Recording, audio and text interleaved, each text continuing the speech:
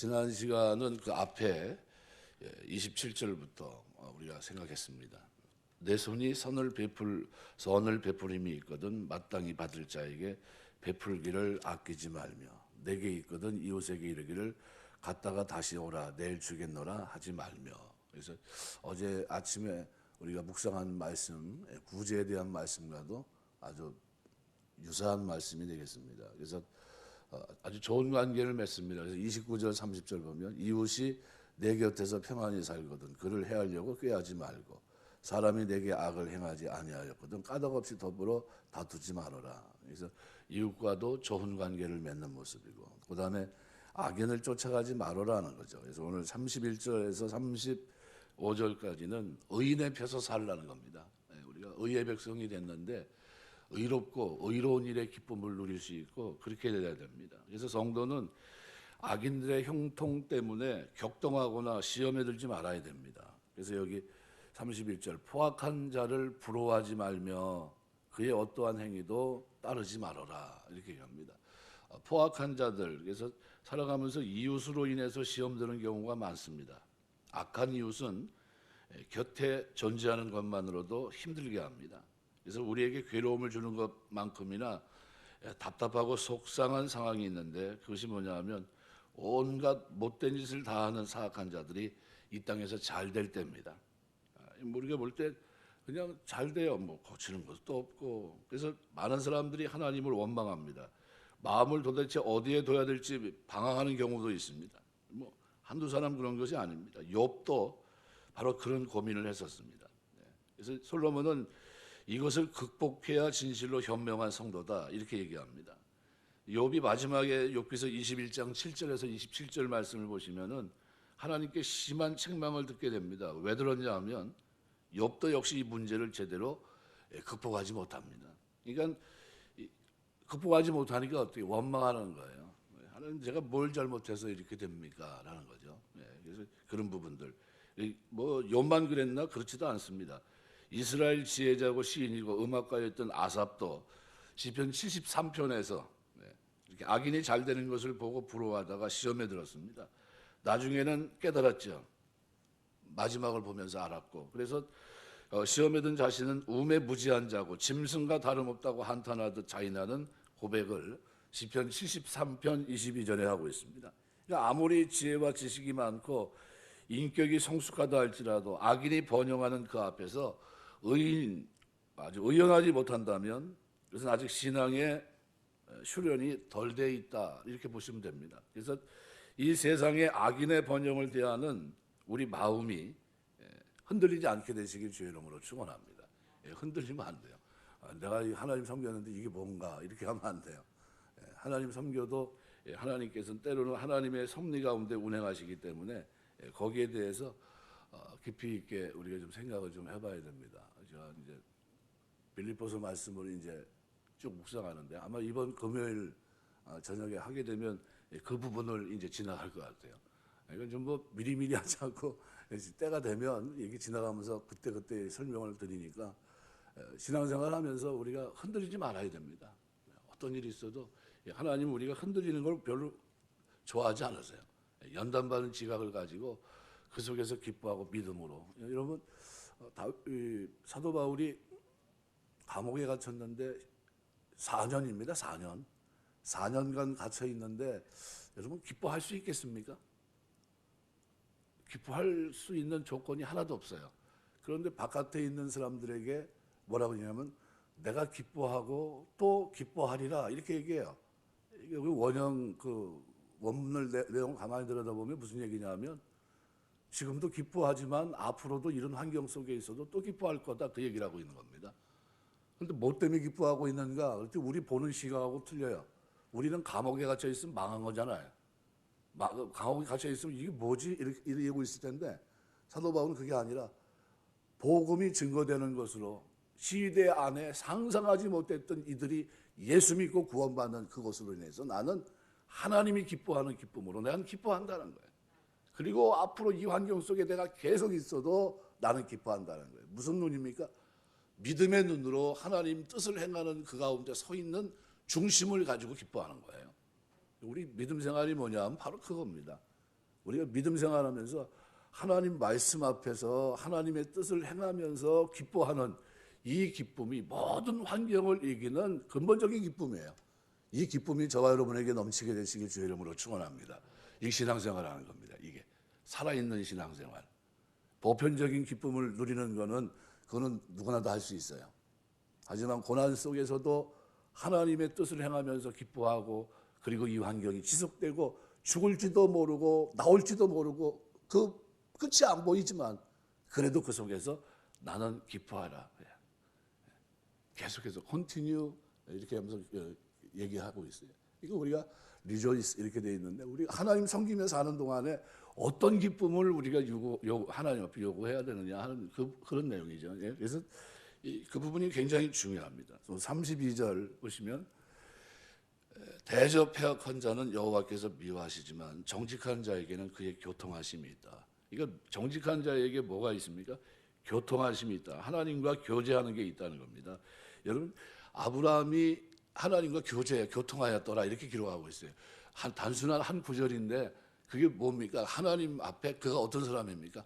너는 내 앞에 행하여 완전하라 했는데, 완전한 사람이라는 게 믿음을 선물로 받고 그 앞에서 의의 길을 걷는 아브라함의 모습을 그대로 보여주는 겁니다. 그래서 32절 말씀은 31절에서 포악한 자를 부러워하지 말고 그 어떤 행위도 따르지 말라고 하는데, 거기에 따른 이유를 설명하고 있는 겁니다. 그래서 패역한 자로 표현합니다. 패역한 자는 여호와께서 미워하시나 정직한 자에게는 그의 교통하심이 있다. 우리가 주님 섬기며 사는 동안 이런 교통하심이 여러분의 삶 속에, 기도생활 속에, 신앙생활 속에 늘 넘치게 되시길 주의 이름으로 축원합니다. 사도 바울은 그 감옥에 시위대 뜰에서 2년, 그죠? 상상하지 못했던 그 일을 4년의 길을 걸어가면서도, 그러면 나옵니까? 나오지도 못하잖아요. 그런 환경 속에 있으면서도 기뻐했어요. 그리고 그 환경이 지속되고 또 이해가 되지 않는 그 길을 걸어가도 나는 기뻐하리라 이렇게 얘기합니다. 믿음 안에서의 기쁨이에요. 신앙 안에서의 기쁨, 그걸 얘기합니다. 또 33절 보시면은 악인의 집에는 여호와의 저주가 있거니와 의인의 집에는 복이 있다. 여러분, 33절에 보면 솔로몬이 이렇게 얘기하는데, 왜 성도가 악인의 번영 속에서도 의인의 길을 굳건히 지켜야 되는지 두 번째 이유를 제시합니다. 여기 집이라고 하는 단어에 솔로몬이 말하고자 하는 모든 것이 다 담겨 있다고 볼 수 있는데, 이 단어에는 두 가지 뜻이 있어요. 첫 번째는 가정입니다. 두 번째는 가문입니다. 여기 가정이라고 하는 건 뭐냐면, 악을 범하는 것은 그 한 사람이지만 벌을 받는 것은 그가 속한 가정입니다. 반대로 의인의 길을 걷는 것도 그 한 사람이지만 복을 받는 것은 그 가정이 됩니다. 그래서 악한 한 사람이 죄를 범했을 때 그 아들들과 딸들, 그에게 속한 모든 것이 다 어떻게 해요? 전멸합니다. 여호수아 7장 24절. 반대로 가이사랴 로마의 백부장 고넬료 한 사람이 의를 행할 때 그의 온 집이 구원을 받아요. 오늘 우리가 구약으로 보면 만나 새벽에 뭐예요? 하나님이 주시는 생명의 말씀을 거두러 나오신 거예요. 가족 대표로 나오신 분이고 가족이 다 나오신 분도 있고 그런 겁니다. 하나님이 은혜 주실 줄 믿습니다. 하나님 은혜 베푸시는 거예요. 그래서 가족입니다. 가정 또는 가문의 의미가 있습니다. 이게 뭐냐면 의인의 길을 굳건히 지킬 때 당대뿐만이 아니라 그 가문이 대대로 잘 된다는 의미를 여기서도 전할 수 있습니다. 그러니까 이 역시 이 사례가 많습니다. 아브라함이 한 사람으로 말미암아 그 후손들이 현재까지 잘 되고 있는 것은 우리가 확인할 수 있습니다. 아브라함 한 사람이 돌아섰거든요. 아버지는 우상을 섬겼던 사람인데 자기 하나 믿음의 길을 들어서 어떻게 해보려고 했는데 어떻게 해요? 하나님 지켜줍니다. 조카 롯조차도 어때요? 신앙이 별 볼 일 없는데 끝까지 하나님 어떻게 은혜를 베푸십니다. 누구 때문에요? 엎으시는 중에 아브라함을 생각하사 그를 건지십니다. 누구 때문에? 아브라함의 믿음을 하나님이 복 주신 거예요. 여러분 믿음을 복 주시길 주의 이름으로 축원합니다. 하나님이 은혜 베푸시는 겁니다. 이 가문이 잘 돼요, 가문이. 그래서 비느하스 한 사람으로 말미암아 그의 직계 후손들이 대제사장 가문이 된 것. 민수기 25장 11절에서 13절. 다윗 한 사람으로 말미암아 그의 자손들이 계속해서 이스라엘 왕위를 차지하고 마침내는 그 자손에서 메시아가 이 땅에 옵니다. 사무엘하 7장 12에서 16절. 이건 놀라운 사실입니다. 그래서 오늘 본문은 바로 그 가정 후대를 생각해서 의인의 길을 굳게 지키라 이 얘기입니다. 따라서 오늘 우리는 단지 개인 차원이 아니라 바로 이러한 가정과 가문, 대대 축복 차원에서 아무리 말씀대로 살고 신앙대로 사는 것이 어려워도 철저하게 믿음으로 사는 사람 되시길 주의 이름으로 축원합니다. 그래서 시편 37편 25절 26절 제가 되게 좋아하는 구절입니다. 어제도 잠깐 설명드렸고, 어려서부터 늙기까지 의인이 버림을 당하거나 자손이 건식함을 보지 못하였도다. 저는 종일토록 은혜를 베풀고 꾸어주니 그의 자손이 복을 받는도다. 여러분이 심으면 누가 거둬요? 자녀들이. 어떤 분이 이렇게 얘기하면, 아유, 그러면 자녀들을 저 뭐 내가 두고 가야 되는데 저 어떻게 될지 모른다고. 하나님 앞에 맡기고 가야 될 거 아니에요. 어떻게 맡길 겁니까? 심어놓으면 돼요. 뿌린 거 없이 거두려고 하지 마시고, 하나님은 만월이 여김 받지 않습니다. 속일 수 없다는 거예요. 심은 대로 거두게 해주겠다는 겁니다. 내가 심으면 자식이 거둘까요? 안 거둘까요? 대답해 보세요. 반드시 거둘 줄 믿습니다. 거두게 하세요, 하나님이. 그러니까 우리 마음 놓고 어떻게 해요? 믿을만 하잖아요. 믿을만 하지 않습니까? 하나님 정도면 뭐 말 그대로 다 맡겨도 되잖아요. 그러면 맡기시란 말이에요. 그걸 맡기면 심어 놓으면 그럼 어떻게 해요? 하나님 찾아주시는 거예요. 기억하시고 약속을 기억하세요. 몇 년 지난 약속도 기억하셨어요? 아브라함과 약속을 했는데 430년 후에 그 백성들을 그 약속을 기억하사 그들을 고통에서 돌이키게 하시고, 그것만 돌이키기만 했습니까? 그게 아니잖아요. 기적 같은 일들을 그냥 쏟아 부어가지고 그들을 그 약속을 이루기 위해서 말 그대로 뭐 이 땅에서 일어난 일들 가운데 가장 큰 기적들을 다 일으키잖아요. 10번의 기이한 일들을. 인간이 할 수 없는 일들을 이루시고, 그것만 했습니까? 홍해를 그냥 갈라버리잖아요. 건지시려고, 약속을 이루시려고. 그 연약한 사람들, 믿음 없는 사람들, 믿음 주시기 40년 전 어떻게 하나님의 능력을 체험하게 하시고, 하나님만 경외하고 하나님만 경배할 수 있도록 어떻게 훈련시키지 않습니까? 그래서 어떻게 약속의 땅 가나안을 향해 나가게 하시잖아요. 여호수아 앞세워서. 하나님이 약속을 신실하게 지키시는 분입니다. 34절 보시면은 진실로 그는 거만한 자를 비웃으시며 겸손한 자에게 은혜를 베푸신다. 그러니까 여기 중요한 것은 진실로라는 단어예요. 이 말은 긍정을 동반하는 강한 깨달음을 나타내는 감탄사입니다. 전혀 몰랐던 것을 새롭게 알게 된 것이 아니라 알았던 것을 다시 떠올리고 그로 인해서 어떤 일에 분명한 확신이 들었을 때 하는 말, 이 말이 진실로예요. 그 다음에 주목할 단어는 그예요. 그는. 그러니까 하나님을 가리키는 인칭대명사입니다. 히브리에서 강조할 때가 아니면 인칭대명사를 절대로 쓰질 않습니다. 그러니까 굳이 이러한 뉘앙스를 살려 번역하면 하나님 그는 이라는 거예요. 하나님 그는. 그러니까 이런 표현만 갖고서도 무언가 하나님에 관해서 중요한 것을 깨닫고 말하고자 하는 것을 우리가 알 수 있는데, 우리가 이러한 본문을 통해 생각할 수 있는 것은 솔로몬이 왜 이렇게 하나님을 강하게 긍정하면서 각성시키고 소개하고 있냐는 거죠. 그 이유는 아주 간단합니다. 하나님을 제대로 알고 정확하게 할 때 우리 믿음이 성장하기 때문이에요. 그래서 34절 진실로 그는, 진실로 하나님은, 하나님 그는 거만한 자를 비웃고 겸손한 자에게 은혜를 베푸시는 분이다. 그 얘기를 하는 겁니다.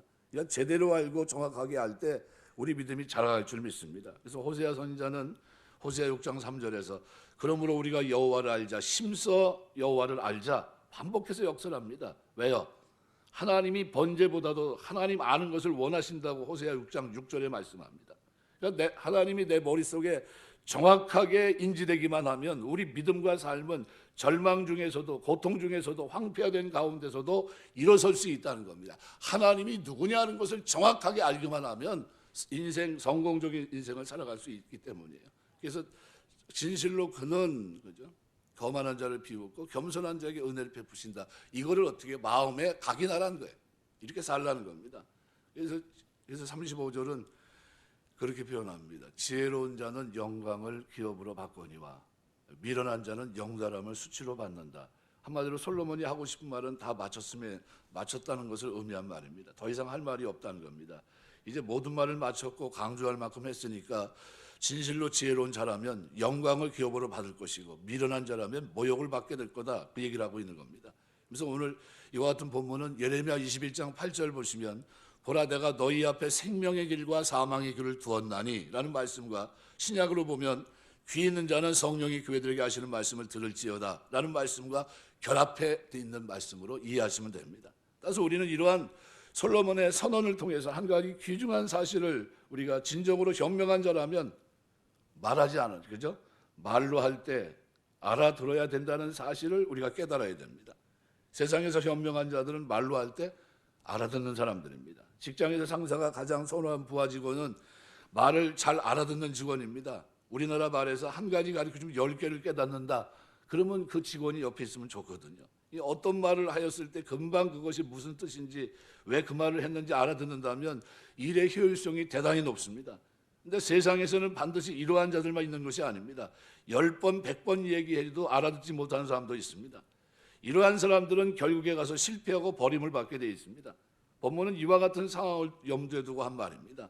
수없이 반복해서 이야기해 주었는데 깨닫지 못해서 욕을 당하는 일이 없도록 바라는 마음에서 바로 이 35절의 말씀을 하고 있는 거예요.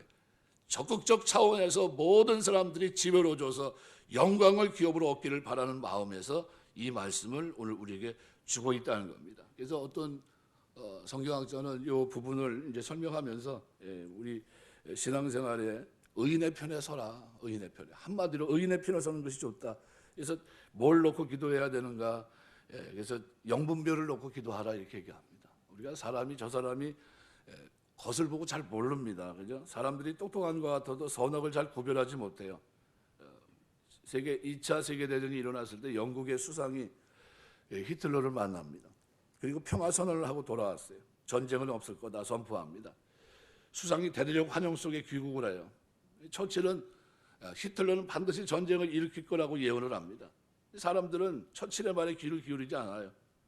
그런데 히틀러가 헝가리를 침입하고 그리고 전쟁을 일으키자 사람들은 그제서야 처칠의 말을 떠올립니다. 그리고 그를 수상으로 세워요. 악인이 이마에 나는 악인입니다 이렇게 써붙이고 다니는 경우는 없어요. 우리 어렸을 때 공산당은 얼굴이 뭐 빨갛다 뭐 이런 식으로 그렇게 돼 있지 않다는 겁니다. 우리는 분별의 영을 구하고 기도해야 됩니다. 악인을 분별해야 된다는 거예요. 그래서 3장 오늘 읽은 31절에 35절을 보면 악인을 따르는 이유는 부러워하는 마음 때문이라는 거예요. 쉽게 말하면 악인은 속기 뻗어나가는 특징을 가지고 있어요. 그래서 이런 모습을 악인의 형통을 부러워하지 말라는 거예요. 시기하지 말고 질투하지 말라는 겁니다. 우리가 하나님과 교통하는 거, 하나님이 의인의 길을 걷는 거, 믿음을 지키는 거, 이것이 얼마나 행복한 것인가, 그 속에서의 기쁨을 계속 유지해야 된다는 것을 오늘 사도 바울도 이걸 전하고 있는 거거든요. 이거 우리 신앙생활의 믿음이 성장했다는 건 뭡니까? 세상 누구나 누리는 보편적인 그 기쁨, 즐거움 속에서 하나님을 섬기는 게 아니라 보편적인 즐거움이 나에게 아무것도 없어도 하나님의 뜻을 행하고 믿음 가운데 있기 때문에 기뻐하는 기쁨이 고난 속에서도 영원한 기쁨이 될 수 있다는 것을 사도 바울이 전하고 있는 거예요. 그러니까 그 메시지가 우리의 삶 속에서 실현될 때 이걸 믿음 생활이라고 하는 겁니다. 믿음 생활. 그 믿음 생활이 되시길 주의 이름으로 축원합니다. 그래서 악인이 형통한 것을 부러워하지 말고 그들과 손잡지 말고 따라가지 말라는 거예요. 악인과 손잡으면 그들이 망할 때 함께 망한다는 것을 기억해야 돼요. 그래서 오늘 본문은 악인을 따를 때 하나님의 미움을 사고 32절, 33절은 하나님의 저주가 임하고 34절 하나님이 비우실, 또 35절 세상에서 수치를 당하게 된다. 그 얘기를 하고 있는 겁니다.